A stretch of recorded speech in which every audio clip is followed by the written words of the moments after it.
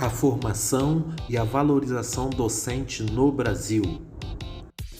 Neste vídeo, vamos abordar a formação dos professores segundo a Lei 9.394/96 e a sua valorização, observando além da LDB-AN alguns pontos constantes na Lei 11.738/08 e na Lei 14.113/20. Não faremos aqui abordagens históricas, apenas as relacionadas com a legislação vigente no Brasil. E para começar, vamos realizar algumas observações a partir do seguinte trecho da Lei 9.394/96, a Lei de Diretrizes e Bases da Educação Nacional. Passemos à explicação do artigo 62, então. Pode-se observar que, de acordo com o artigo 62 da LDB-AN, a formação de professores, docentes, para atuar na educação básica se dará em nível superior, em cursos de licenciatura, nos quais se obtém a habilitação para lecionar nas etapas do nível de ensino citado. Mas para se lecionar na educação superior, faz-se necessária uma formação em nível de pós-graduação, prioritariamente em programas de mestrado ou doutorado, sendo que o notório saber, que é aquele saber que se obteve por meio de experiências de vida, pode ser utilizado para se obter a docência na educação superior, artigo 66 da Lei 9.394/96. O notório saber também pode ser utilizado para se lecionar em formação técnica ou profissional no ensino médio, artigo 61, inciso 4. Nesse caso, a formação ou as experiências profissionais de uma pessoa podem ajudá-la a obter autorização para lecionar em áreas afins. O artigo 62 também esclarece que é admitida como formação mínima para o exercício do magistério na educação infantil e nos 5 primeiros anos do ensino fundamental a oferecida em nível médio, na modalidade normal. Dessa forma, quem conclui o curso normal pode lecionar na educação infantil e nos anos iniciais do ensino fundamental. Na formação de professores para atuação na educação básica, deve-se observar a necessidade, dentre outros fatores, de se realizar, durante o curso, prática de ensino, estágio, com pelo menos 300 horas, artigo 65, associando teorias e práticas. É importante saber que a União, o Distrito Federal, os estados e os municípios, em regime de colaboração, deverão promover a formação inicial, continuada e a capacitação dos profissionais do magistério, artigo 62, parágrafo 1º. Formação inicial é aquela que habilita o profissional a lecionar. Formação continuada, por sua vez, diz respeito à formação realizada em serviço para aprimorar a prática do profissional.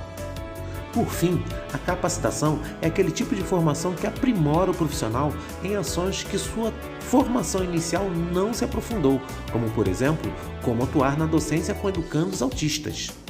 A formação inicial de professores, seja ela realizada no curso normal ou em cursos de licenciatura da educação superior, deverá dar preferência ao ensino presencial, podendo, subsidiariamente, fazer uso de recursos e tecnologias da educação à distância, artigo 62, parágrafo 3º. A formação continuada e a capacitação de profissionais do magistério poderão utilizar-se dos recursos e tecnologias da educação à distância, artigo 62, parágrafo 2º. A União, o Distrito Federal, os estados e os municípios devem incentivar e adotar mecanismos facilitadores de acesso e permanência em cursos de formação de docentes em nível superior para atuar na educação básica, sendo que todos os cursos de formação docente terão como referência a Base Nacional Comum Curricular, BNCC. É importante também observar o artigo 64 da LDB-AN, o qual explicaremos em seguida.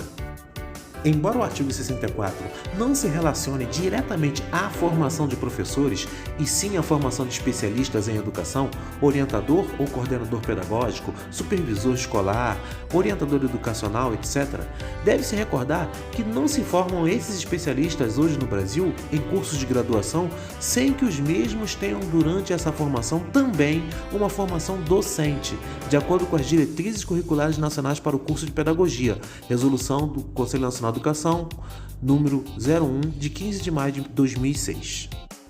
Sobre a valorização docente, ou seja, sobre a valorização do professor na educação brasileira, a qual está contida num dos princípios do ensino no Brasil, artigo 3º, inciso 7º, segundo a Lei 9.394/96, é importante saber o que nos diz o artigo 67 da mesma lei. No caput do artigo 67, percebe-se que a valorização dos profissionais da educação, inclusive os professores, envolve algumas ações importantes, as quais devem estar expressas nos estatutos e nos planos de carreira de cada sistema de ensino. Pode-se observar ainda que tal colocação na LDBAN se refere apenas aos profissionais da educação do magistério público. Dentre as ações de valorização do profissional da educação escolar pública, citamos: o ingresso para os quadros permanentes de uma determinada rede pública de ensino deve se dar apenas por meio de concurso público de provas e títulos, inciso 1º. Garantia de aperfeiçoamento profissional continuado, formação continuada, inclusive com licença remunerada para isso, inciso 2º.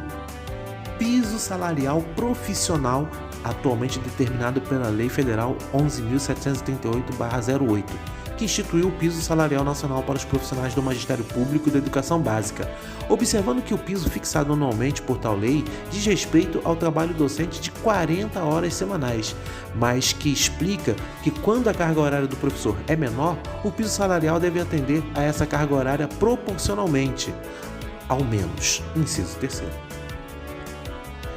Progressão funcional e, consequentemente, melhoria salarial baseada na titulação ou habilitação e na avaliação de desempenho, o que deve estar colocado no plano de carreira da respectiva rede pública de ensino, inciso 4º. Período reservado a estudos, planejamento e avaliação incluído na carga horária de trabalho. Nesse sentido, a Lei 11.738/08 do Piso Salarial Nacional também determina que de toda a carga horária de um professor da educação básica, 1/3 seja reservada para as ações de estudo, planejamento e avaliação, inciso 5º.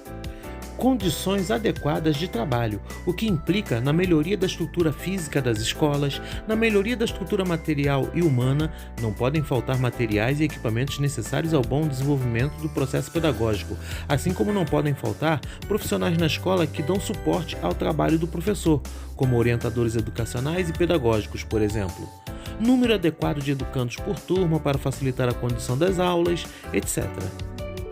Para isso, a aplicação do Fundo de Manutenção e Desenvolvimento da Educação Básica e de Valorização dos Profissionais da Educação, Fundeb, instituído de forma permanente pela Lei 14.113 de 2020, torna-se mais que importante, uma vez que pelo menos 70% do valor do Fundeb que cada município ou estado recebe deve ser aplicado na remuneração dos profissionais da educação, inciso 6º.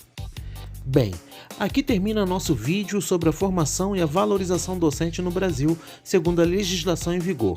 No próximo vídeo, vamos tratar sobre a formação docente no curso normal e o curso normal no estado do Rio de Janeiro. Até lá, então!